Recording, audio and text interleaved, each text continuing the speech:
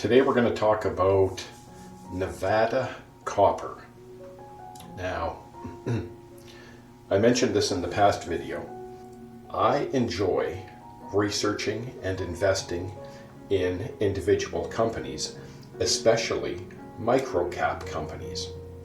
Now, this is not for everybody, but I do it because I enjoy it. Now, the funny thing is, when I'm on my deathbed, the day before I pass away, I plan to do an inventory.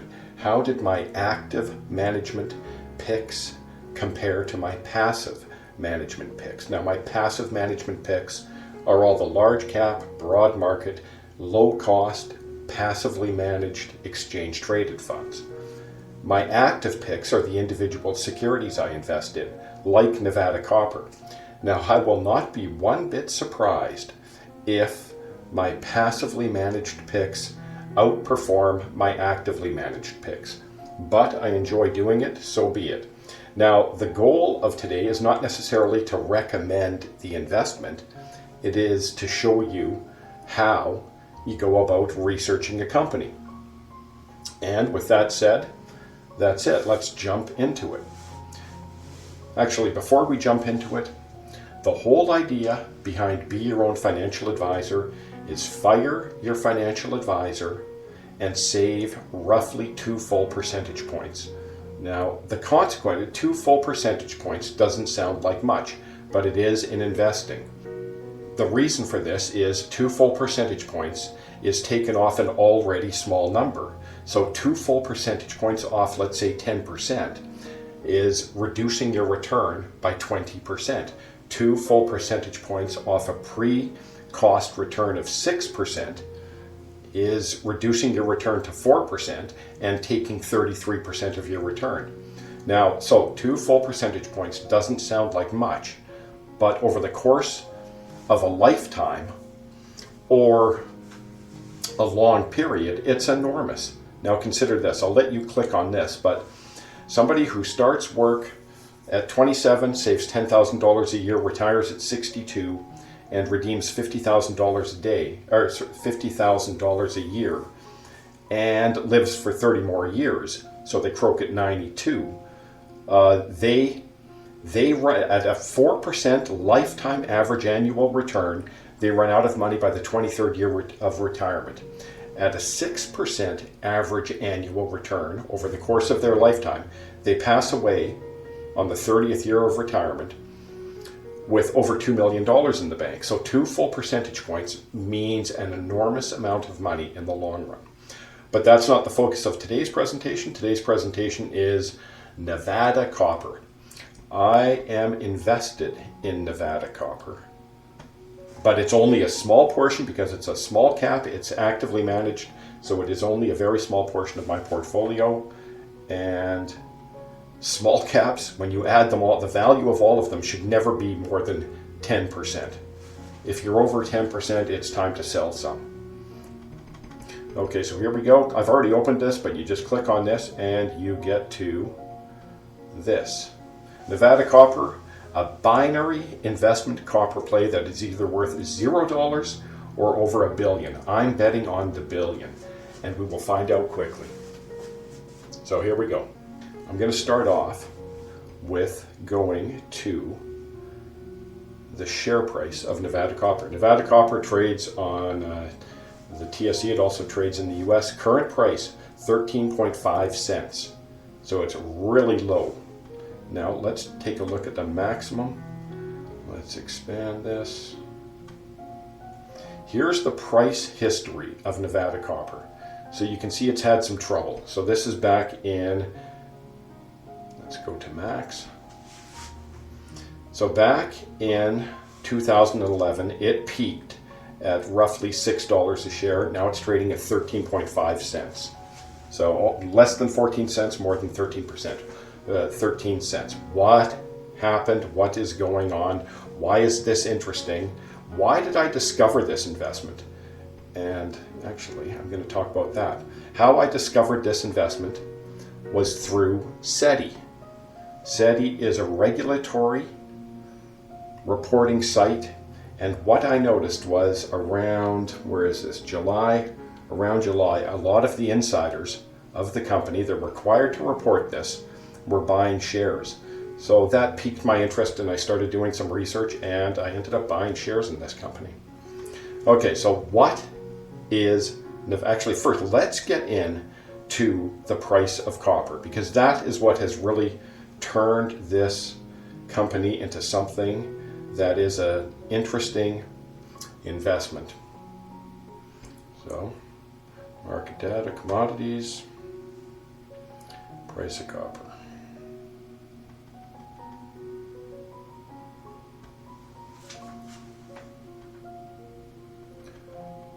Okay, price of copper currently $3.52 US per pound of copper. Let's go to a maximum chart. Okay, so here is the long-term price of copper. So back in 2001, copper was trading at under $1. It peaked in 2006 at $3.64. It reached a higher peak. This is its all-time high at roughly $4.50 back in 2011. Okay, so it's been in a downbound trend since that. It got to a low of $2.19. This is right at the start of the COVID panic, and it's rallied back quite a bit strongly. So this part of the graph is important. From here to current is important. And we're going to get into that in a second. So there's the long-term price of copper. Now, where is this going to go? Okay, so the price of copper has rebounded strongly from April lows of $2.20. The current price has transformed marginal copper plays into viable copper plays, providing the price sticks. However, it takes time to move copper projects into copper-producing entities. In the meantime, I would not be surprised if copper prices surge higher. There is an imbalance right now, and there's an expected imbalance in the years to come. Okay, why? The bear market in copper prices since 2011 has led to constrained supply. When prices are low, nobody goes looking for copper. When prices are low, a lot of projects become unviable. So that's one of the problems. Okay, so the supply is constrained. Now, supply might be coming on market now because of the higher prices. However, it takes a long time to go from copper in the ground to actual copper. That takes a long time.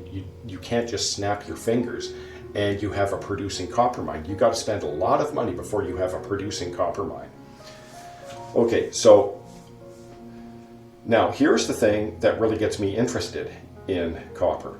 Exploration and mine development projects were shelved. This meets the present where the demand for copper is strong. The green movement has a thirst for copper. So the electrification of the world accelerates.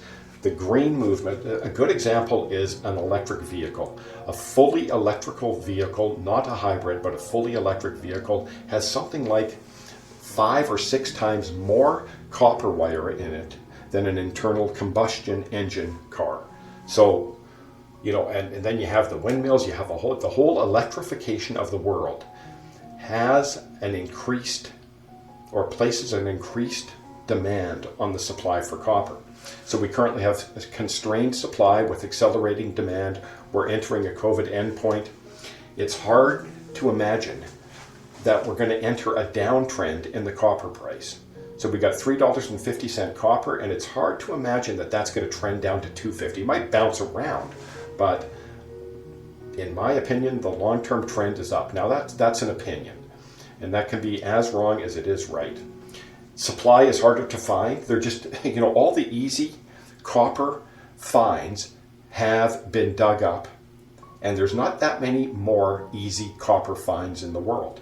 And there's a big copper find in Alaska, but regulators put a no-go on it for environmental reasons. Okay, so that's the price of copper. Okay, so what is Nevada copper? Nevada Copper owns the mineral rights to nearly 17,500 acres known as Pumpkin Hollow. This is in Nevada. Pumpkin Hollow has an underground mine and a strip mine, and many acres in various stages of exploration. The underground mine is currently producing, and the strip mine is expected to produce in 2023 once financing is arranged. So they get the financing, then they have to develop the mine, and if they do this quickly, they can't start producing until 2023 because it takes time to do this. They have owned the gray area for quite some time and staked additional claims in 2019 as shown in the blue area. You know what? I will jump to that right now. So this is the Pumpkin Hollow project owned by Nevada Copper. Here's the open pit mines that are expected to be producing in 2023 depending on financing. And here's the underground mine that is currently producing. They're currently digging ore out of the ground, hauling it to the surface and running it through the mill to get copper concentrate. Here is, so you can see that they have a lot of acres here. This is all their property, the gray and the blue. They have a lot of acres here that are unexplored, and all of these are basically unexplored. So let's get back. The underground mine had recent engineering and equipment trouble that have been worked out. And here's the big one. COVID forced a cease in operations. So they shut down the mine in the spring and it was opened in late August. So there is, 5 months of lost production. And the COVID closure was dagger-like, and we aren't yet certain the wound isn't fatal. There is an update on this, and it's a good update. Pre-COVID, they expected to be extracting and milling at maximum capacity of 5,000 tons per day by now. So they're lifting 5,000 tons of ore to the surface per day. They're not doing that yet, but they expected to be doing it. If COVID hadn't closed the mine, they would likely be doing it. But COVID has closed the mine, and they are likely lifting and milling around 3,000 tons a day right now, and they expect to be lifting it and milling 5,000 tons a day by the first quarter of 2021. Okay, Nevada Copper plans for so that's the underground mine. Nevada Copper plans for the open pit mine to be in production in 2023. They have to raise money. Nevada Copper recently hired a CEO. Their share count, they have a high share count. And they do have $164 million market cap. So you take their shares times the price per share comes to 164 million. That is a pretty big market cap with an 11-cent share. So what this tells you is they've raised a lot of money over the years and have issued a lot of shares to raise that money.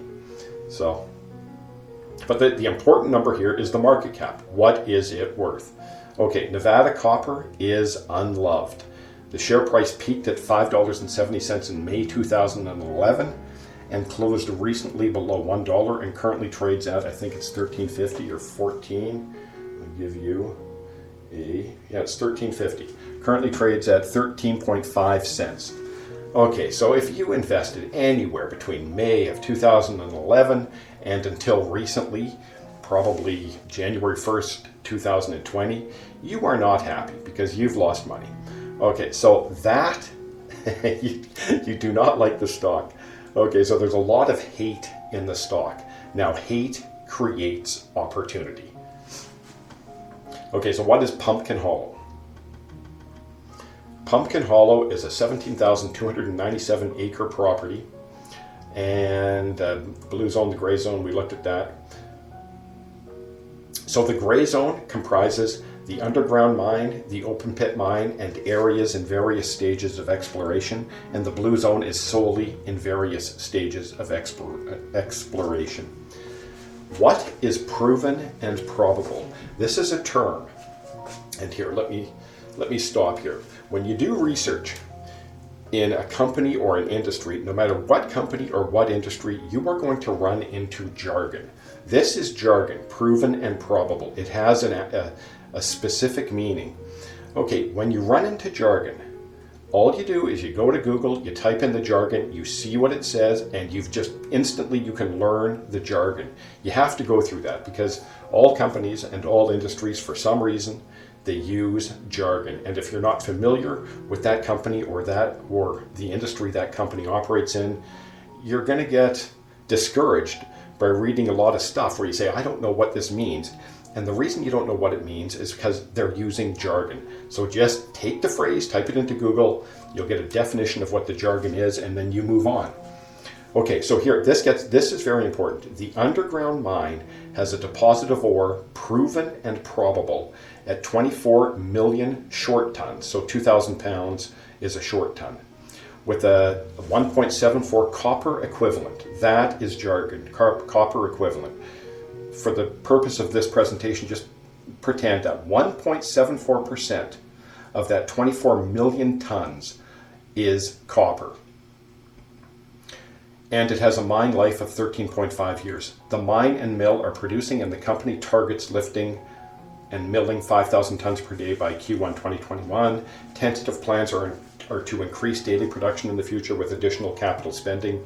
This is dependent on expanding underground mine ore estimates. The strip mine has a deposit of ore proven and probable at 386 million tons of 0.47%. So this is less than 1%, 0.47%. This is 1.74%. The company targets production starting in 2023 with capital spending of approximately $670 million. Okay, so this isn't copper equivalent. This is copper equivalent. This is a strip mine. Strip mines are less expensive to mine ore than an underground mine. That's kind of obvious when you think about it. They're not digging a pit. They're not making sure that the walls collapse. They just have a strip mine, as opposed to a hole in the ground, a tunnel in the ground that goes low. This is hard to mine, therefore you need a higher grade. If the underground mine had this grade, it might not be economical. So that's the proven and probable in the strip mine and the underground mine. So we're going to value this company based only on the proven and probable. We're going to ignore all the exploration and all the mineral that's classified below proven and probable. Okay, we calculate, so I'm here, we calculate the net present value of approximately 1.59 billion Canadian dollars using a discount rate of 9% and a copper price of 3.2%. The copper price is already higher than that, but it could drop in a heartbeat. The current price of copper is $3.50. Credits on the underground mine are included and not included in the strip mine. Credits, this is jargon. Credits, when they bring up a ton of ore, there's going to be, let's say it's the underground mine, 1.74% of that ton is going to be copper. But there's other stuff in there. There's like gold, there's molybdenum, there's silver, there can be zinc, there can be a whole bunch of things. That's where this copper equivalent comes from. Okay, so in this calculation, credits on the underground mine are included and not included in the strip mine. We use a relatively low tax rate because Nevada Copper has significant accumulated tax loss, so they won't pay much tax in the near term, in the first 5 years. Okay, so we're going to go to the spreadsheet. Okay, we're going to value the underground mine first. Actually, you know what? We're going to value the open pit mine first. So here's what you have to do. So this is where it gets a little bit interesting. So they've told us some stuff. They've told us, okay, so here's the underground mine. They're giving us a copper equivalent of 0.5%. 19 years of production. I ignore this. There's more copper in the first 5 years than the last 14 years.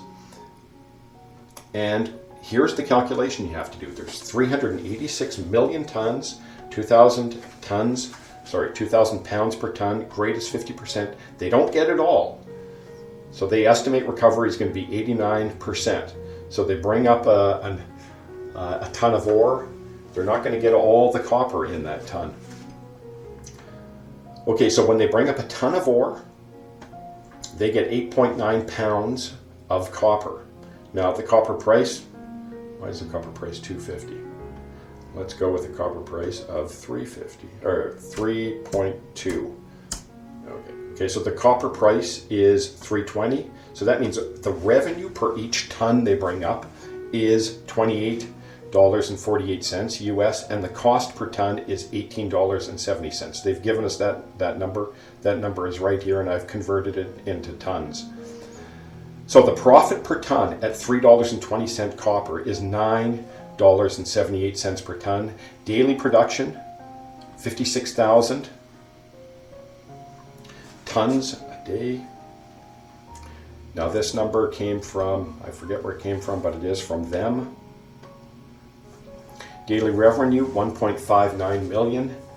Daily EBITDA, so earnings before interest, tax, depreciation, and amortization, plus sustaining CapEx. So that's making this, adding the CapEx is making this number lower. So that's $547,000 per day. Okay, so yearly, that's $197 million per year.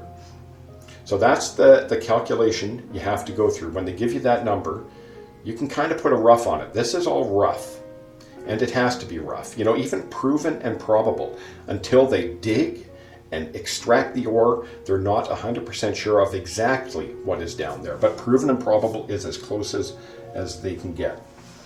Okay, so if we take 197,000 and discount it back to the present. So here's what we do. Year one, we have to spend, as they told us, what is that? That's $672 million.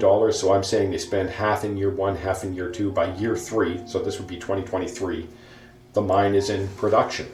Okay, $197 million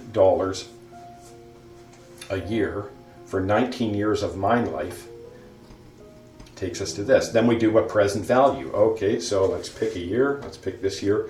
$197 million 16 years from now is worth $45 million now at a discount rate of 9%. Okay, so what does this mean? You know, 197, you could have, here's the way to look at this. If you have $45 million now, that's after tax, this is pre-tax. Let's go with pre-tax.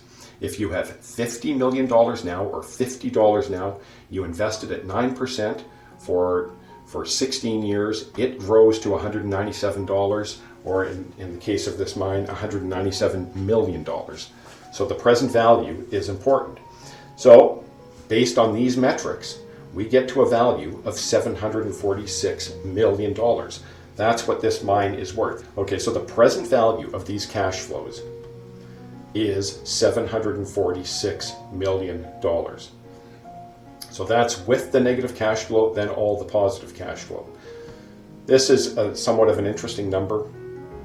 This is the payback period. By the time they get to year 6, so this is 1, 2, 3, 4, 4 years of mining, they've paid back they've earned back their investment. This gets to be, it's kind of an irrelevant number, but the problem with mines is that when you go further into the future, the present value number gets so small, it's a little bit ridiculous. So if you look at it this way, it deals with that problem. After year 5, or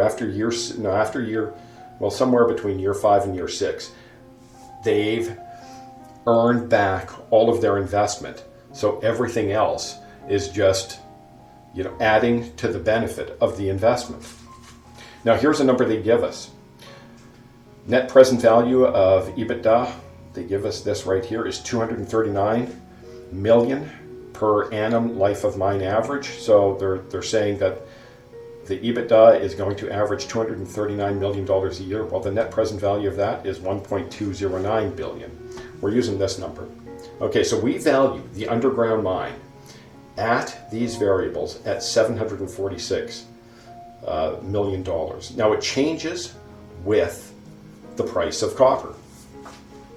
Okay, so now we're going to look at the underground mine. Because the underground mine is already producing, we have better numbers. So I'm probably not going to go through all of this. If you want to see the numbers, they're on, if you click on what I clicked on, you can see all these. I'll run through some of them though, because it is somewhat interesting. Okay, copper prices, we're using $3.20. Gold, we're using $1,800, and silver, $22.60, ore feed.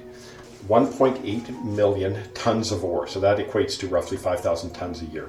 That equates to 5,000 tons per day. What does that mean? Gross copper revenue, $196 million in a year, but they don't get to keep all that.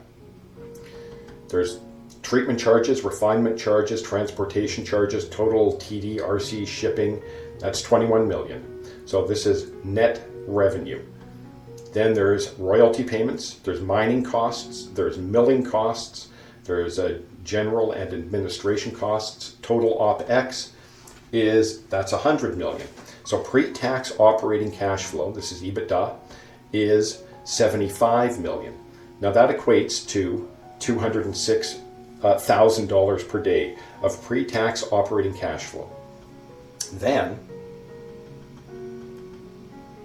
you have sustaining CapEx. These machines, they wear out. You might have to dig another hole in the underground mine. So there's ongoing capital expenditure, and that's what this number is. These numbers were all provided by the company. So you get the post-tax operating cash flow, EBITDA, EBITDA, CapEx, so we're not taking tax into consideration, and that's a number. Anyway, you value all these cash flows.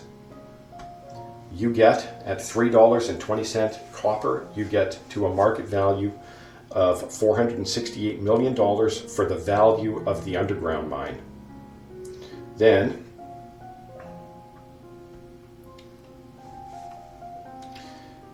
you do the calculation. So the open pit and the underground mine at $3.20 using a 9% discount rate is 1.2 million US.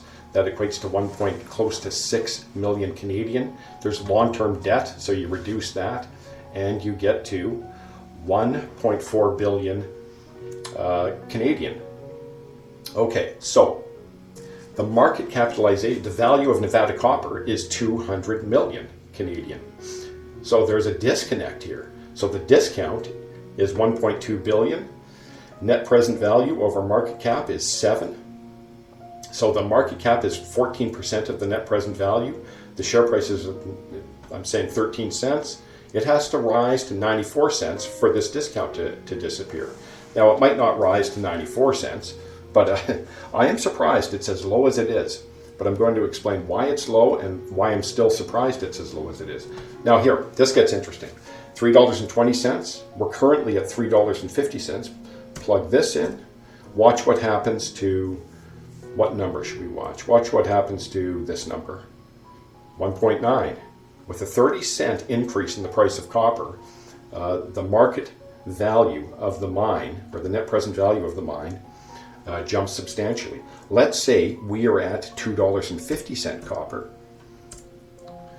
Well, it's still undervalued. You know, this is saying that the share price should be rising to somewhere in the neighborhood of 20 cents. Okay, let's say we reach all-time highs on copper. You can see that it's just enormous. The share price, 228 at 320 copper, 3.2. It's 94 cents, and at 250 we saw it. So that's kind of how you value the information from a mining company when they say we have this much ore, we can mine this much per day or per year, we believe the cost to mine it is going to be this much. You can get a net present value on the deposit. Okay, so at $3.20, you might be saying, okay, why is the share price only 13 cents? So here's where it gets interesting. Why the low valuation? Bankruptcy is, I'm going to say was, a short-term concern. So what am I talking about? Here is what I'm talking about.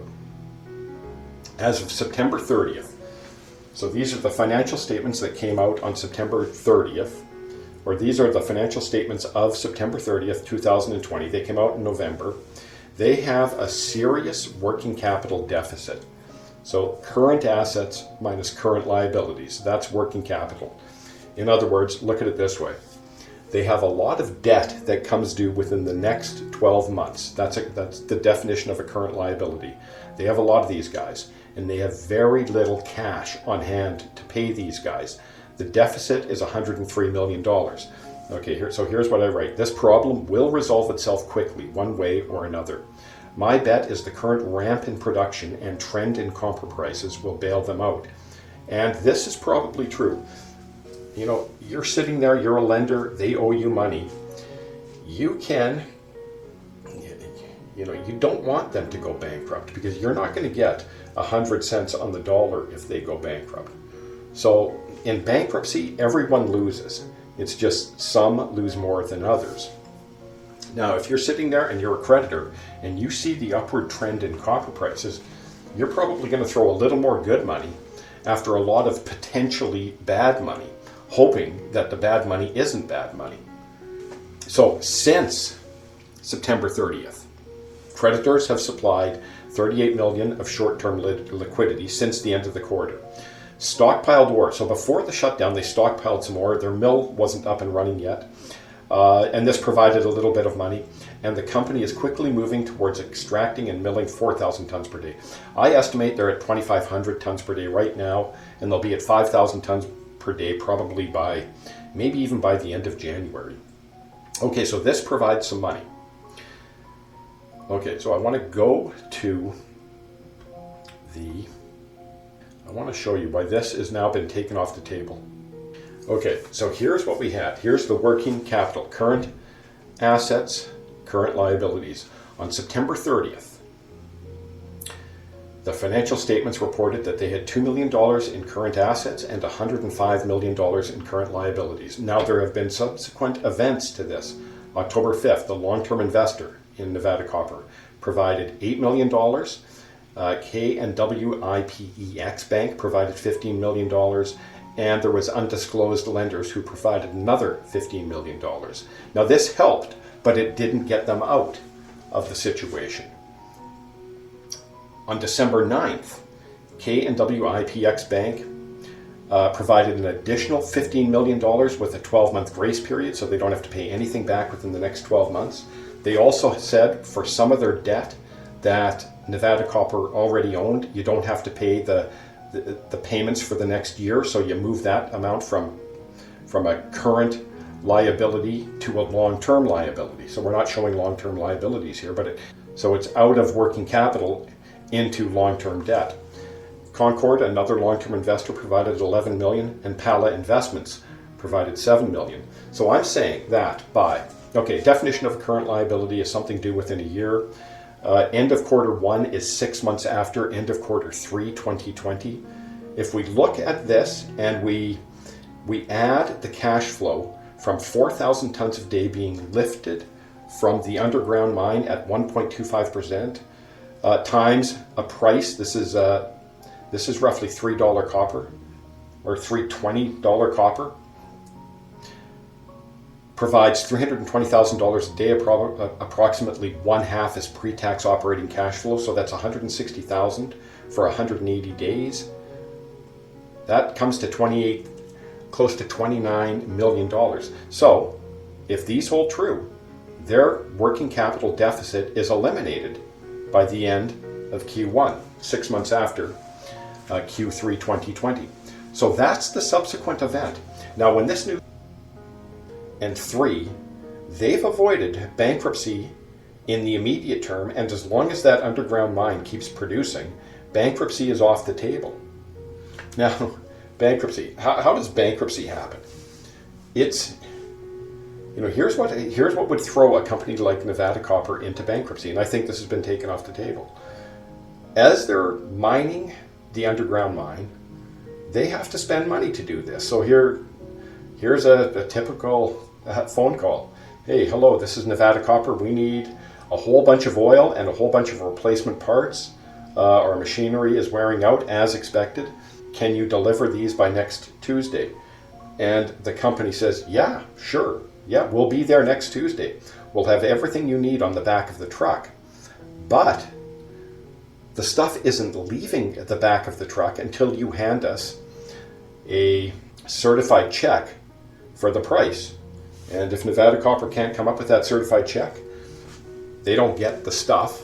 And if they don't get the stuff, they have to shut down operations. Now, they might get the money in 10 or 15 or 20 or 30 days, but those days of lost production could be fatal to Nevada Copper. Now, that is off the table, but that's how bankruptcy happens. Nobody wants that to happen because nobody wins in bankruptcy.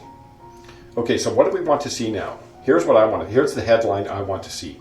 Extraction and milling on the underground mine is currently at, I want to see a good number. It doesn't have to be 3,500. I would like to see at least 2,500.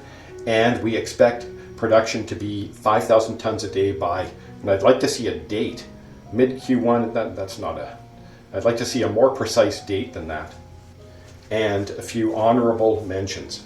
The state of Nevada is one of the most mine-friendly jurisdictions on the planet, and the exciting potential is not the mines, it's what they find through exploration.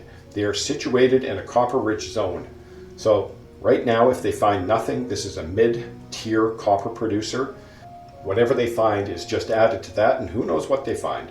But based solely on the proven and probable, I think the shares should be worth a heck of a lot more than they're trading for now. So that's it. Hopefully you learned that you would go through this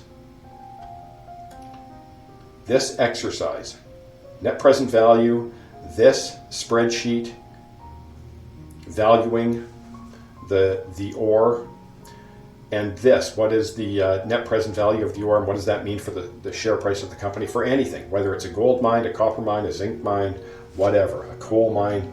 It's somewhat similar to this process. So that's it. That's how you research a mining company. Onward and upward. I hope that helps. Thanks for watching.